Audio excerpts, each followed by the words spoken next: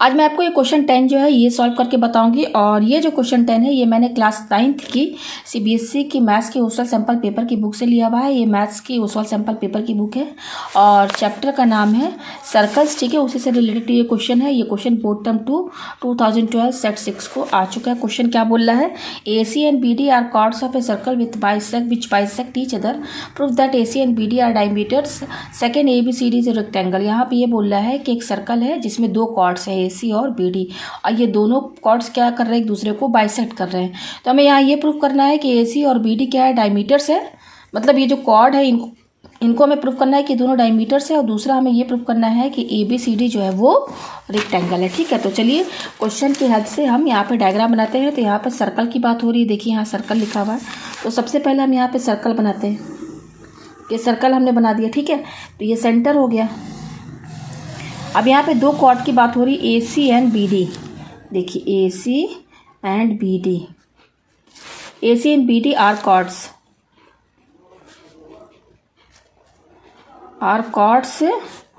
Of a circle which bisect each other, एक दूसरे को बाइसेक्ट भी कर रहा है, ठीक है। हमें यहाँ पे क्या प्रूफ करके दिखाना है, फर्स्ट टू प्रूव, ये तो हमारा गिवन हो गया। गिवन क्या, AC and BD are chords of a circle which bisect each other, ठीक है। टू प्रूफ हमें यही प्रूफ करके दिखाना है कि जो AC और ये जो BD कॉर्ड्स है आर द डायमीटर्स, ये डायमीटर्स हैं। क्या है, देखिए AC and BD are diameters, ये प्रूफ करके दिखाना है। सेकेंड हमें ये प्रूफ करना है कि ABCD is a rectangle.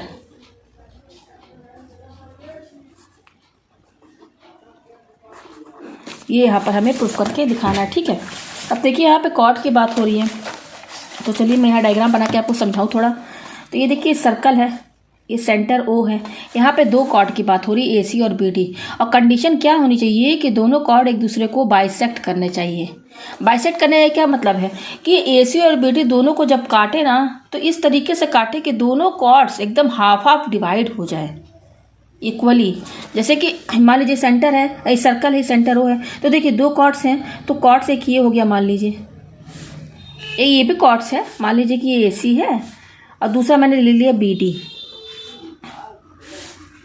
Diagram इस तरीके से भी हो सकता है, लेकिन यहाँ पर ये देखना है, क्वेश्चन में गिवन ये बोल रहा है कि बाइसेक्ट करना चाहिए। तो अच्छा आप ये देखिए, ये AC है और ये BD है, तो क्या ये एक दूसरे को इक्वली बाइसेक्ट कर रहे हैं। देखिए मान लीजिए यहाँ पे इंटरसेक्ट कर रहे हैं, तो ये जो AC जो हमारा कॉर्ड है ये BD को यहाँ से काट रहा है, इधर से यहाँ काट रहा है। तो क्या बाइसेक्ट का मतलब क्या है कि इस AC ने इस BD लाइन को इक्वली डिवाइड किया है। मतलब कि मान लीजिए इसका नाम हम P दे दें, तो क्या ये BP = PD है, BP = PD बराबर है। क्या दिख रहा है, देखिए ये छोटा है ये बड़ा है। तो बाइसेक्ट करने का क्या मतलब है कि BP और PD एकदम बराबर हो जाना चाहिए। उसी तरह से अब यहाँ पर जब हमने हमने देखा कि AC जो है, क्योंकि दोनों कॉर्ड्स एक दूसरे को बाइसेक्ट कर रहे हैं ना, तो पहले मैंने क्या लिया, कॉर्ड AC ने BD को बाइसेक्ट किया। तो क्या यहाँ पर आपको दिख रहा है कि BP जो है PD के बराबर है, तो ये नहीं है, ठीक है। अच्छा उसी तरह से आप BD भी चेक कर लीजिए कि BD भी कॉर्ड है।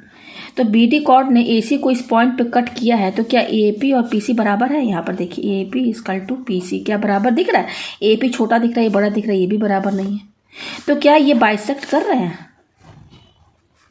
हैं, नहीं, ये बाइसेक्ट नहीं कर रहे हैं। आप देख सकते हैं ये बाइसेक्ट नहीं कर रहे हैं।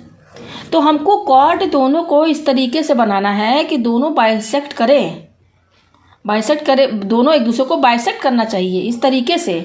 तो आप कई तरीके से कॉर्ड बना सकते हैं। आप ये भी बना सकते हैं इस तरीके से। और यहाँ पर भी आप चेक करेंगे तो ये दोनों कॉर्ड एक दूसरे को बाइसेक्ट नहीं करेंगे। तो एक ही तरीका है, इसमें केवल एक ही तरीका हो सकता है जिससे कि दोनों कॉर्ड बाइसेक्ट करें। वो तरीका क्या है, हम यहाँ पे कैसे, जैसे हमको यहाँ पे डायग्राम बनाना है ना, डायग्राम तो हमें खुद से बनाना होगा। तो हमें सोचना होगा ना कि हम कैसे लें दोनों कॉर्ड्स को कि जो बाइसेक्ट करें एक दूसरे को। तो आप अगर वो कॉर्ड सेंटर से पास नहीं हो रहा, दोनों कॉर्ड सेंटर से छोड़ करके अगर जा रहा है, तब तो वो कभी बाइसेक्ट नहीं करेगा। अगर दोनों कॉर्ड सेंटर के अवे में है, मतलब सेंटर से क्रॉस नहीं कर रहे हैं, पास नहीं कर रहे हैं दोनों कॉर्ड, तो कभी एक दूसरे को बाइसेक्ट नहीं करेंगे। तो एक दूसरे को कॉर्ड तभी बाइसेक्ट करेगा जब वो कॉर्ड सेंटर से पास होगा। जैसे मान लीजिए ये AC है और दूसरा कॉर्ड ये है BD। इसी एक कंडीशन में ही ये दोनों कॉर्ड एक दूसरे को बाइसेक्ट करेंगे, जब सेंटर से पास होगा। तो हमको यही डायग्राम लेकर चलना होगा। क्वेश्चन में तो ये कह नहीं रहा है कि दोनों कॉर्ड जो है सेंटर से पास होना चाहिए, बोल नहीं रहा है, लेकिन ये कह रहा है कि दोनों कॉर्ड एक दूसरे को बाइसेक्ट करने चाहिए। तो मैंने यहाँ आपको डायग्राम बना के दिखा दिया। आप और भी दो तरीके से यहाँ पर डायग्राम बना सकते हैं। जैसे देख लीजिए, यहाँ पर अगर हम दो कॉर्ड ऐसे ले तो भी ये बाइसेक्ट नहीं कर रहा है एक दूसरे को। जैसे ये एक कॉर्ड हो गया, दूसरा ये। अगर हम एक और कॉर्ड लेंगे इस तरीके से, तो क्या ये भी बाइसेक्ट कर रहा है? नहीं, ये भी एक दूसरे को बाइसेक्ट नहीं कर रहा है। तो हमको कॉर्ड ऐसा लेना होगा दोनों सेंटर से पास करें, तभी एक दूसरे को बाइसेक्ट करेंगे। तो यहाँ पे देखिए, एक कॉर्ड AC हो गया, दूसरा BD हो गया, और ये सेंटर O है। तो देखिए, ये जो AC कॉर्ड है इस BD को बिल्कुल O पर काट रहा है। उसी तरह से ये BD जो कॉर्ड है AC को बिल्कुल पॉइंट O पर काट रहा है। तो O मिड पॉइंट हुआ कि नहीं? O मिड पॉइंट हुआ ना दोनों के लिए।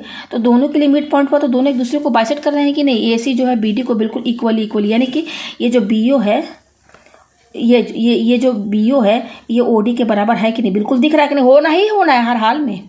अगर दोनों कॉर्ड सेंटर से पास करेंगे तो वो एक दूसरे को बाइसेक्ट ही करेंगे। तो ये BO = OD है ना, ये अगर ये लेंथ और ये लेंथ आपस में बराबर, उसी तरह से ये जो BD है ये AC कॉर्ड को बाइसेक्ट कर रहा है। तो ये लेंथ और ये लेंथ आपस में बराबर, यानी कि OA, ये लेंथ OA और ये OC आपस में बराबर है। ठीक है। तो यहाँ पर हम कैसा डायग्राम लेके चलेंगे? हमको यहाँ पे ना देखिए सर्कल बनाना, सर्कल की बात हो रही है। यहाँ पे सेंटर O है। अब हमें यहाँ पे दो कॉर्ड बना रहे हैं और गिवन ये है कि दोनों एक दूसरे को बाइसेक्ट कर रहे हैं। तो मैंने आपको सब समझा दिया। कब बाइसेक्ट करेंगे? जब दोनों कॉर्ड सेंटर से पास करें। तो पहला कॉर्ड आप बनाइए, कहीं पर ही बनाइए। ये देखिए, मान लीजिए मैंने ये कॉर्ड बनाया, ये AC है ना, AC लिखा हुआ, तो यहाँ AC लिखिए, A और C। दूसरा कॉर्ड क्या है? BD। तो बनाइए आप कहीं पर भी BD। तो ये देखिए, ये BD, ये रहा BD, ये रहा BD, ये हो गया। ये दो कॉर्ड हमने लिया। गिवन क्या है यहाँ पर? मैं लिख दूँ given AC and BD bisect each other. दोनों एक दूसरे को बाइसेक्ट करेंगे तो AO जो है OC के बराबर होगा। AO = OC होगा ना। उसी तरह से BO और OD आपस में बराबर होगा ना। BO और ये OD आपस में बराबर हुआ ना। ये कहाँ से आया? क्वेश्चन की हेल्प से आया। क्वेश्चन में ही कह रहा है बाइसेक्ट कर रहे हैं, तो ये आपस में बराबर होगा। ठीक है, इसका यूज होगा अभी। ठीक है। अब देखिए, अब हमें यहाँ पे प्रूफ का क्या करना है कि ये जो AC और ये BD जो कॉर्ड है, इनको हमें प्रूफ करना है कि डायमीटर है। ये हमें प्रूफ करके दिखाना है। दूसरा हमें यहाँ प्रूफ करना है कि ABCD इज रेक्टेंगल। तो ABCD, तो इसका मतलब कि रेक्टेंगल हमें प्रूफ करना, तो यानी कि हमें ज्वाइन करना पड़ेगा भाई।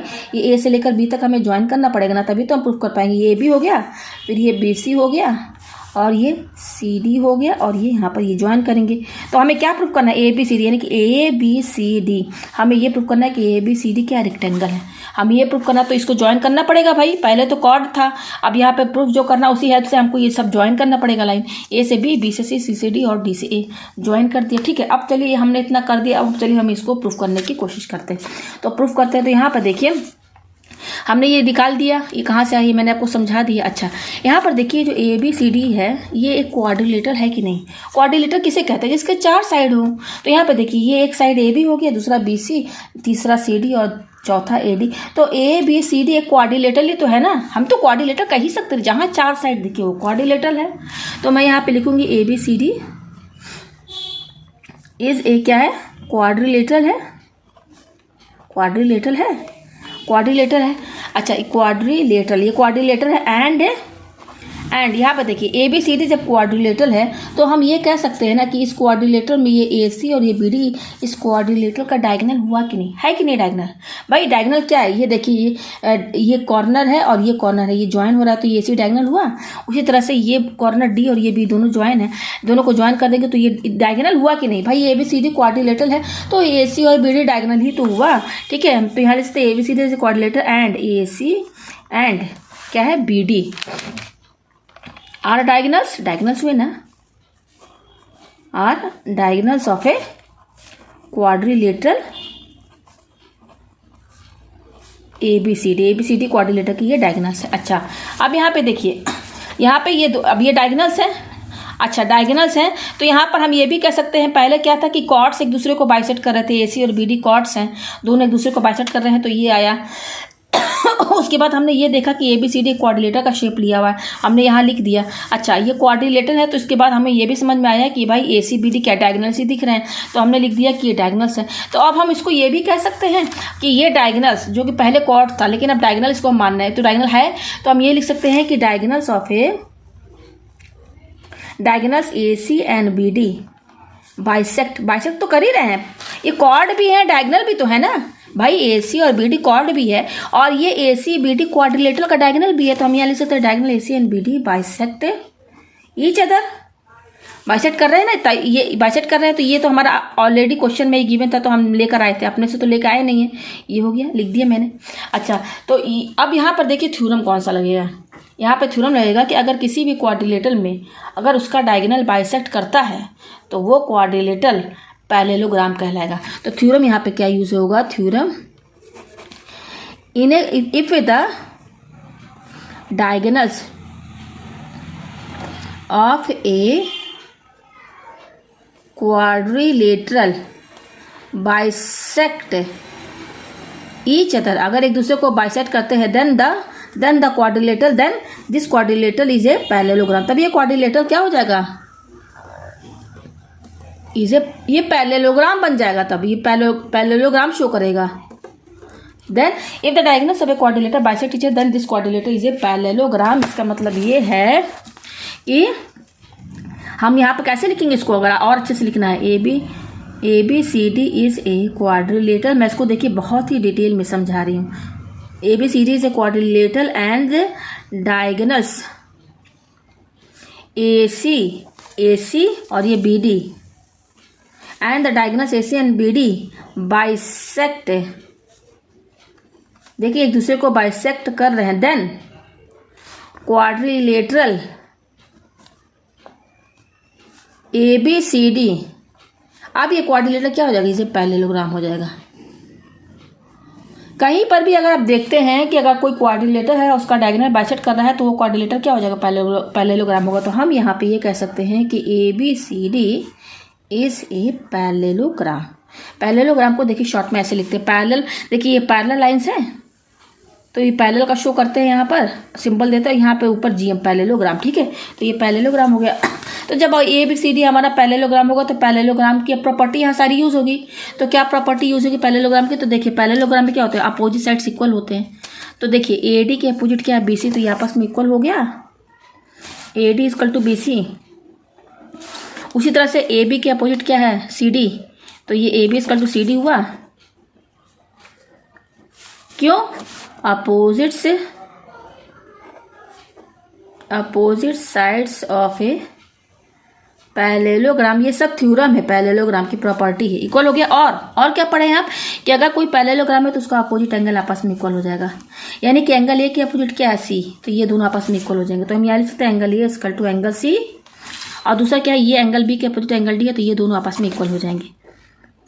ये हम क्यों कर रहे हैं, क्योंकि हमने यहाँ पे दिखा दिया कि ABCD क्या एक पैरेललोग्राम है, उसके बाद हम उसकी पैरेललोग्राम की प्रॉपर्टीज लिख रहे हैं। तो अपोजिट साइड इक्वल्स, और यहाँ पर अपोजिट एंगल्स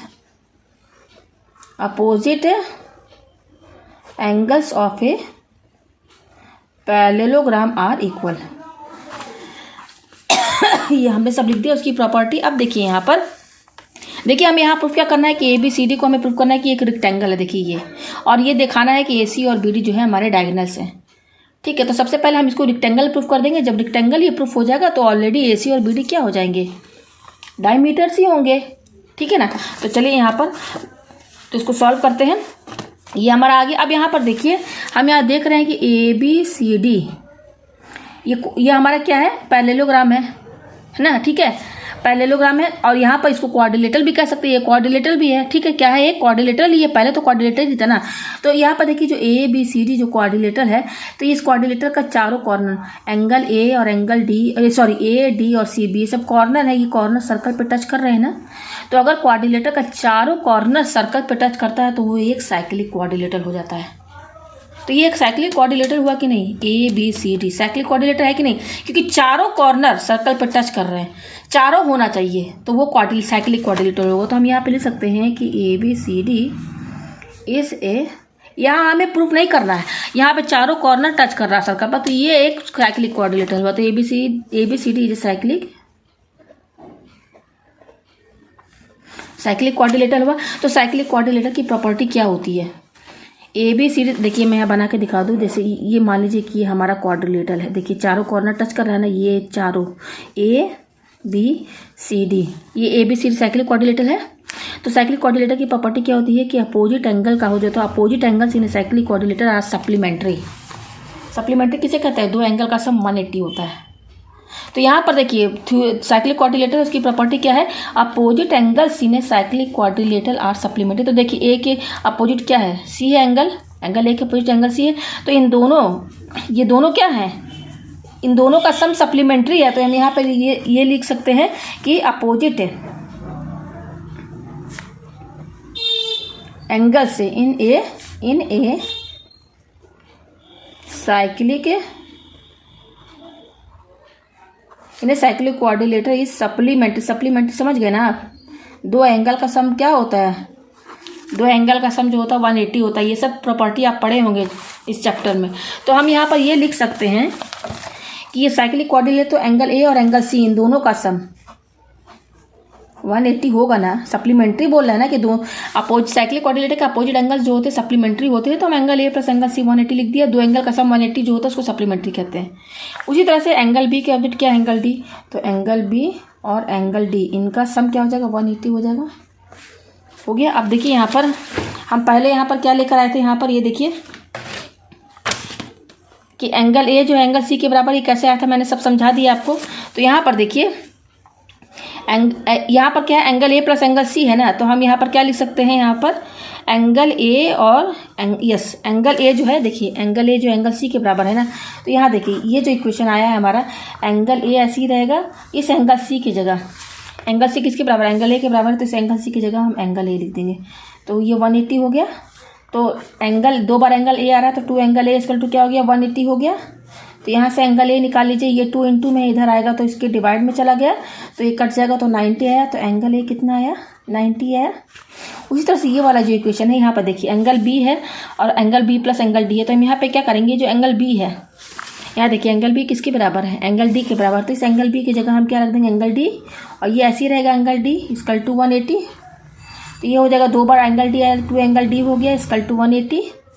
तो यहाँ से एंगल डी निकाल लीजिए आप। 2 इंटू में है तो ये 2 इधर आएगा तो इसके डिवाइड में चला जाएगा। तो यहाँ से क्या आया? 90 आया। तो एंगल डी कितना आया? 90 आया। तो हमारे पास क्या क्या आया? एंगल ए जो है 90 आया है और एंगल डी जो है 90 आया है। और यहाँ पे देखिए एंगल ए जो है, एंगल ए 90 आया है तो एंगल ए 90 है तो एंगल सी भी 90 हो गई। दोनों बराबर है तो हम यहाँ लिख सकते हैं angle A equal to angle C, दोनों 90 हो गया। अच्छा एंगल डी 90 है तो एंगल डी 90 है तो एंगल बी भी 90 होगा क्योंकि दोनों बराबर है। तो हम यहाँ लिख सकते हैं angle D equal to angle B equal to 90 लिख दिया। तो यहाँ से क्या समझ में आ रहा है? Angle A, angle C, angle D और एंगल बी, यानी कि चारों angle, angle A, angle B, angle C और एंगल डी, चारों एंगल 90 है। तो हम यहाँ लिख सकते हैं angle A equal to angle B equal to angle C equal to angle D, ये चारों 90 है। तो देखिए रेक्टेंगल की प्रॉपर्टी क्या होती है? मान लीजिए ये रेक्टेंगल है ना, ए बी सी डी, चारों एंगल 90 होता है। ए बी सी डी चारों एंगल 90, ये आ गया चारों एंगल 90। और A B equal to C D होता है अपोजिट एंगल सी को। रेक्टेंगल की प्रॉपर्टी क्या होती है? चारों एंगल 90। यहाँ मैं अच्छे से समझा दूँ, ये चारों एंगल 90 और क्या होता है? इसके अपोजिट साइड्स इक्वल होते हैं, यानी कि A B equal to D C और A D equal to B C होता है। तो देखिए वो तो हम लेकर आ चुके थे। यहाँ पर देखिए थ्योरम की यहाँ प्रॉपर्टी लिखे तो नहीं, ये देखिए A D equal to B C, ये देखिए यहाँ पर A D equal to B C और दूसरा क्या है? A B equal to C D. तो ये भी हमें मिल चुका है और चारों एंगल 90 भी है। तो ए बी सी डी हमारा रेक्टेंगल हुआ कि नहीं? तो हम यहाँ पे लिख सकते हैं क्यों रेक्टेंगल हुआ? कि चारों एंगल हमने 90 प्रूफ कर दिया। तो हम यहाँ पे लिख सकते हैं A B C D is a rectangle. तो ये रेक्टेंगल हो गया, ए बी सी डी हमारा रेक्टेंगल है और रेक्टेंगल का चारों कॉर्नर सर्कल पर टच कर रहा है। तो सर्कल पर टच कर रहा है और यहाँ पे ये जो दोनों कॉर्ड्स हैं ए सी और बी डी सेंटर से पास हो रहे हैं। तो ए सी और बी डी डायमीटर्स हुआ कि नहीं? डायमीटर्स ही तो हुआ ना। और तो यहाँ पे लिख सकते हैं A B C D rectangle and A C and B D are diameters. ये हमारा डायमीटर्स हो गया। यही हमें प्रूफ करके दिखाना था। तो उम्मीद है आपको ये क्वेश्चन जो है अच्छे समझ में आ गया होगा।